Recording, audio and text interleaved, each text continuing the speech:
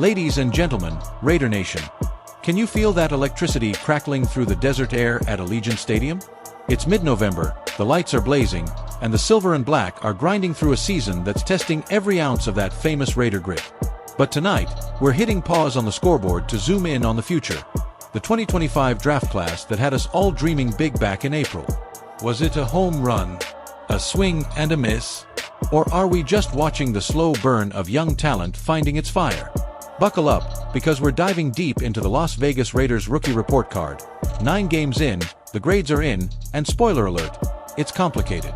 Let's start with the headline that's got every Raiders beat writer buzzing. CBS Sports draft guru Josh Edwards just dropped his mid-season best pick for every NFL team, and for the Raiders? He didn't sugarcoat it. Las Vegas had one of my least favorite draft classes in the moment, Edwards wrote, and that remains true midway through the season. Ouch. That stings worse than a late hit from Max Crosby.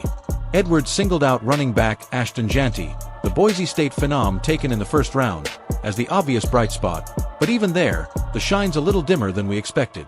Janty has not had the impact that had been expected, Edwards continued, and the team's offensive line has been largely to blame. Translation: the kid's got the wheels, but the big uglies up front haven't opened the highways. Now, before we bury the whole class, let's rewind the tape to draft night.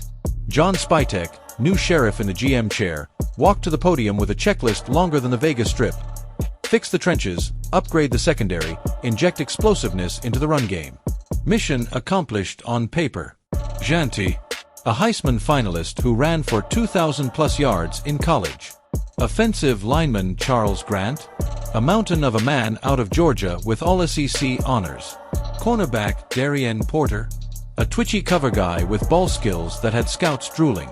On paper, Spytek checked every box. But football isn't played on paper, it's played between the white lines, and 9 weeks in, the returns have been underwhelming. Let's break it down position by position, starting with the marquee name, Ashton Janty. Picture this: 6 feet 0 inches, 215 pounds, a low center of gravity, and burst that makes defenders look like they're stuck in quicksand. In Boise, he was a one-man wrecking crew, 1,248 yards after contact last year alone. Raiders fans were salivating, imagining him paired with Zamir White in a thunder and lightning combo that could wear down AFC West defenses like the Chiefs and Chargers. Fast forward to now, Janty's averaging just 3.8 yards per carry, and his longest run is a modest 22 yards. What gives? Blame the offensive line. And yeah, that's become a broken record in the desert. The Raiders entered the season with 2 new starters on the interior, and injuries have turned the depth chart into a game of musical chairs. Pro Football Focus has the Raiders' run-blocking grade sitting at 58.2, 27th in the league. Janty's getting hit in the backfield on 38% of his carries. That's not a rookie problem, that's a protection problem. Remember 2020, when Josh Jacobs exploded for 1,000 yards behind a patchwork line. Different story when the holes actually open. Speaking of the line, let's talk Charles Grant, the third-round tackle who's been thrust into the fire faster than anyone anticipated. Grant's a 6 feet 6 inches, 315-pound mauler with a nasty streak, the kind of guy who finishes blocks into the Gatorade table. But he's also raw. His pass set is still a work in progress, and he's already surrendered 3 sacks in limited snaps. Head coach Pete Carroll, yes, the same Pete Carroll who won a Super Bowl with the Legion of Boom, addressed the rookies head-on before Week 5. Listen to this soundbite: "We don't start guys just because they've been drafted. That's not how we think. But I love playing young guys, and I love developing them. On the offensive line in particular, we'd like to hold off until these guys prove they're ready, but you don't always have that luxury." Carroll's philosophy: it's straight out of the Seattle playbook: compete, compete, compete. And Grant's competing. He's been rotating in at right guard, spelling veteran Dylan Parham, and the reps are adding up. Last week against the Broncos, Grant pancaked edge rusher Nick Benito on a 12-yard white run. Raider Nation erupted on X with memes of Grant planting Benito like a lawn dart. Small victories, but victories nonetheless. Now, let's flip to the defensive side of the ball, where cornerback Darian Porter is the wild card Edwards called intriguing. Porter's a 6 feet 2 inches pressman corner with 4.38 speed. Think Trayvon Diggs with better ball production. In college at Miami, He snagged 6 picks as a junior. The Raiders snagged him in the 4th round, envisioning him as the long-term answer opposite Jack Jones. So far, he's played 112 snaps, mostly in dime packages, and he's flashed. Week 7 against the Chiefs. Yes, that heartbreaker. He shadowed rookie sensation Xavier Worthy on a go route and broke up a would-be 45-yard bomb. The ball hit his hands. Porter's got the traits. Now it's about consistency. But here's the rub. The rest of the class? Radio silence. 5th round defensive tackle Marcus Haynes, buried on the depth chart behind Adam Butler and Christian Wilkins. 6th round tight end Trey Knox, 1 catch for 7 yards. 7th round safety Jalen Carlisle. Special teams only.